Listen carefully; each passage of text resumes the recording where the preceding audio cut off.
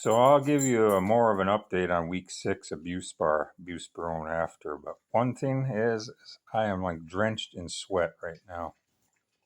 So that's my major side effect of the last few weeks. But particularly when I go and do something. So I'll have to see what groups say about that and other people's experience. But sweaty is an understatement.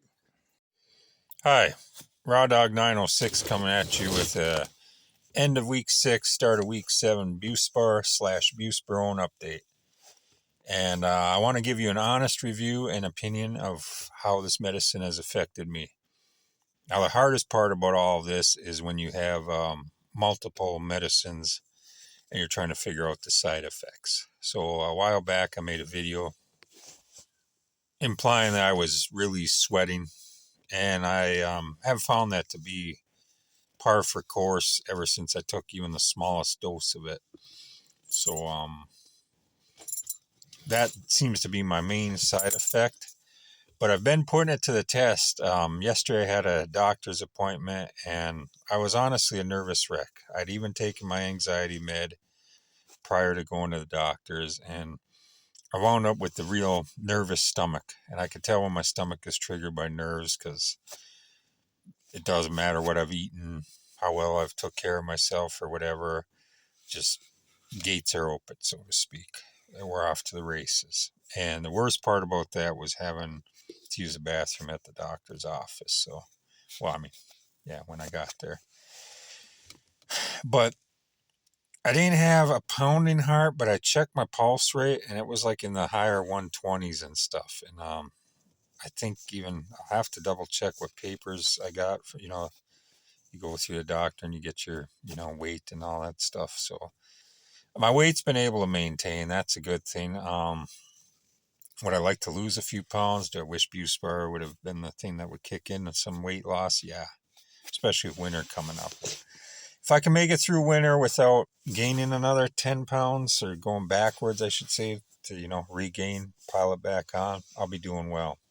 So I might, I'm going to talk about that in my rheumatoid arthritis video. But like I said, I've been putting it to the test. We went through drive-through, um, sitting in lines will really trigger anxiety for me. Like even just in your own vehicle, like sometimes I'd be like, fuck this, I gotta get out of here. So I seem to be a lot calmer. It's almost like I'm aware of my anxiety. Like today I took about a 25-30 mile road, just cruise, checking out fall colors and that. And there are a couple places where I was, a little further away from home than I've been comfortable, and my stomach wasn't the best. My sinuses and that start acting up. This time of the year seems bad. I never have a great time of the year, sadly. Maybe winter, it seems sometimes, because I can get that cold air and that'll kind of unswell the sinuses or something. So, um, sorry for the shit, but that's just the only thing I could say. These are unscripted, unrehearsed videos. I do very little editing, if any. But my thing is that I'm trying to figure out how to tell you how Buspar has been working. It has allowed me more freedom. I know the other day I took a ride with my dog and we went and hit some trails and stuff like that. And that was in a vehicle that I'm not sure how reliable it is. That's been a big trigger for me, and that's if anybody else suffers anxiety or agoraphobia or that, having a safe place to be, or if you're out and about, if you're going to trust and use your vehicle, I think a lot of us could agree that that needs to be a safe bastion and reliable. You don't need to break down in the middle of nowhere. And last week, I blew a tire. That should have been at the end of week 6, technically, or something like that.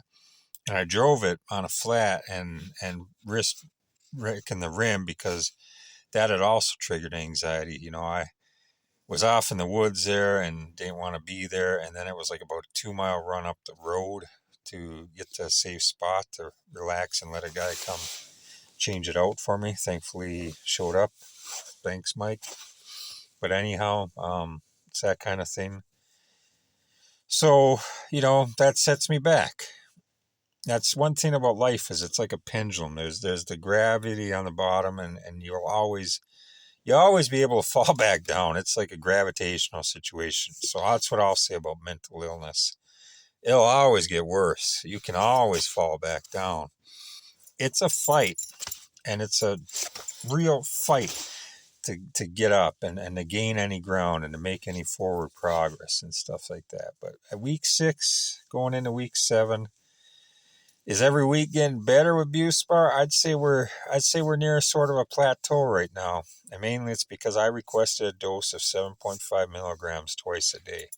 I want to cruise on this dose for another couple weeks, I believe, before I have another doctor. November 17th, I have a doctor's appointment. It's almost a month. I'm going to cruise on this dose, and if it calms anxiety like it's been, we'll give it 2 thumbs up. But if it's if the anxiety starts breaking through, or I find a depression, just want to lay in bed, just want to do nothing, then that'll suck. Then maybe we'll talk about going up to 20 milligrams a day instead of the 15. I just want to go slow. But again, check out my new video coming up for the rheumatoid arthritis. I'll be talking about the rheumatologist, and probably doing that a little later. I'll even change clothes so you can tell it's another different video. Try to do that from the comfort of my home. But that's it now. I'm in a spot that makes me happy and relaxed, just about a half mile away from my door. But I'm definitely feeling like I want to, hopefully strive to get mentally healthier. And I miss my adventures a little bit. I realize I live in a place where you could put on 100 miles and feel like you've gone nowhere, because there's so many back roads and so many different ways to cruise and make these loops, like I like to call them, horseshoes, circles, whatever. But I also have a situation going on in my personal life. I'm not going to divulge much about that, but let's just say, I'm talking to somebody about, where they may fit into my future plans. And, could I get the spirit of adventure back out in me? Could I want to get the interest in a simple life? And, you know, you get a lot of advice when you're around people, and it's up to you whether you take that advice seriously, you store it up somewhere, or you just let it slide by. But I've been doing a lot of thinking lately, to put it mildly. So I think there's a version of myself that I would aspire and want to climb and become, rather than just stay right here on the plateau, or ever revert or slip to just the nobody hermit, just ready to die, etc. It's like, no, I want to think that 2024 will be something that will be positive. So that we'll be going months out. Now that I've been doing a 6, almost 7 week video, next week should be a celebration of almost 2 months on Buspar. So, we'll get to that start next Friday and see where we're at.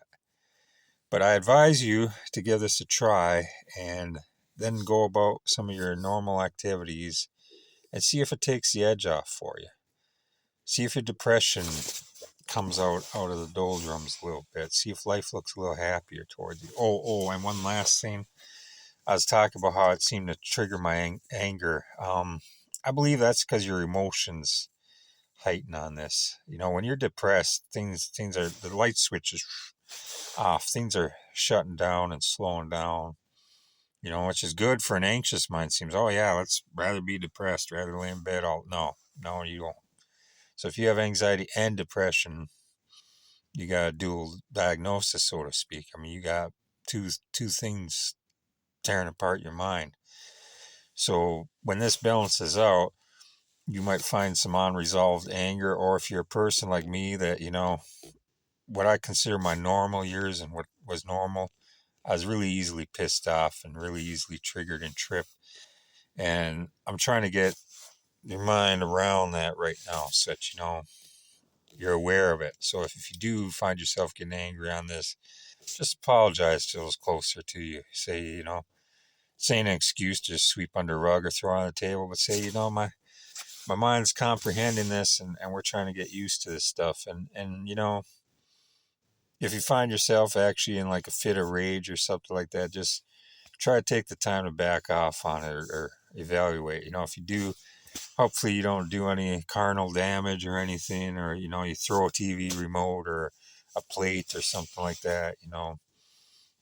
That'd be enough to maybe wake you up and say, whoa, whoa, let's, as these chemicals are playing around in my brain, as I'm trying to reprocess my life, reset, and that, let's slow it down a little bit. So, like I say in my rheumatoid videos, this is a fight, and the only way to keep getting through this and see how it goes for you is to keep fighting the good fight. So, peace.